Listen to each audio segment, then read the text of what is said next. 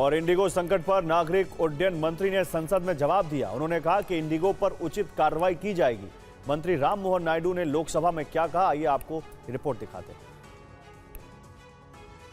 देश की सबसे बड़ी एयरलाइन इंडिगो की मुश्किलें कम होने का नाम नहीं ले रही हैं। फ्लाइट के कैंसिल होने का सिलसिला आज 8वें दिन भी जारी है। आज केंद्रीय नागरिक उड्डयन मंत्री ने इंडिगो समस्या को लेकर संसद में जानकारी दी। राममोहन नायडू ने कहा है कि नागरिक उड्डयन में सुरक्षा में किसी तरह का समझौता नहीं किया जा सकता है। उन्होंने कहा कि किसी भी विमान कंपनी को यात्रियों के लिए परेशानियां खड़ी करने की अनुमति नहीं दी जाएगी। उन्होंने कहा कि विमान परिचालन में खामियों से यात्रियों को होने वाली परेशानी के लिए इंडिगो के खिलाफ कड़ी कार्रवाई भी की जाएगी।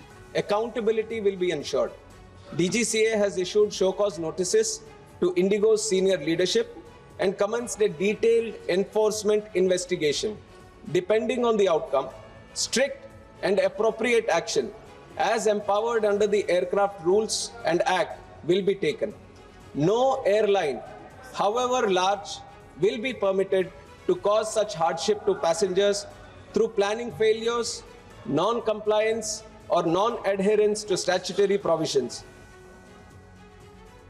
इंडिगो पर सरकार ने सख्त कार्रवाई की है। डीजीसीए ने उड़ानों में 5% की कटौती करने का फैसला किया है। एयरलाइन को रिवाइज्ड शेड्यूल जमा करने के भी निर्देश दिए गए हैं। 2 दिसंबर से शुरू हुए बड़े पैमाने पर इंडिगो की फ्लाइट कैंसिलेशन के बाद हवाई यात्रियों का गुस्सा बढ़ता जा रहा है। इंडिगो संकट को लेकर डीजीसीए ने कड़े कदम उठाए। डीजीसीए ने इंडिगो को अपने फ्लाइट शेड्यूल में 5% की कटौती करने के आदेश दिए हैं। इससे साफ है कि रोजाना चलने वाली करीब 110 फ्लाइट अब दूसरी एयरलाइंस को अलॉट की जा सकती हैं। ये आदेश इसलिए दिया गया ताकि यात्रियों को कुछ राहत मिल सके। सूत्रों के मुताबिक एयरलाइन को इस बारे में बता दिया गया है कि कौन कौन सी उड़ानें कम की जाएंगी। बता दें कि आने वाले दिनों में 5% और भी उड़ानें कम करने का फैसला हो सकता है।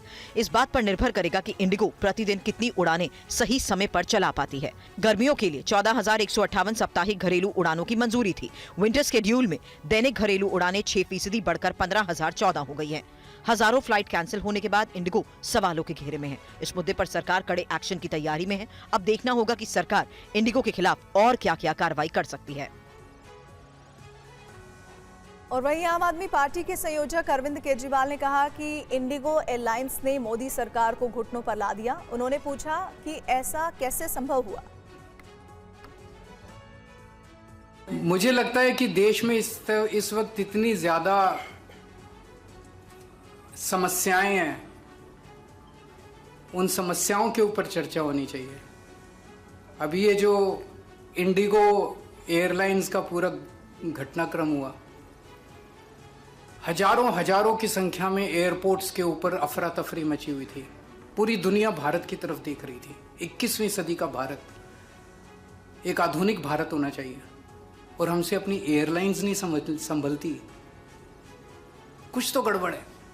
एक कंपनी ने पूरी भारत सरकार को घुटने पे टेक दिया, ऐसा हो सकता है? तो या तो भारत सरकार निकम्मी है, उनको सरकार चलानी नहीं आती है, और या मिली हुई है। मुझे दूसरा ज़्यादा नज़र आता है, मिली हुई है। ये जो इंक्वायरी बिठा दी, अब एक कमेटी बिठा दी, बेवकूफ़ बना रहे हैं, आंखों में धूल झोंकते हैं। बहुत बड़ा स्कैम है ये, बहुत बड़ा स्कैम है।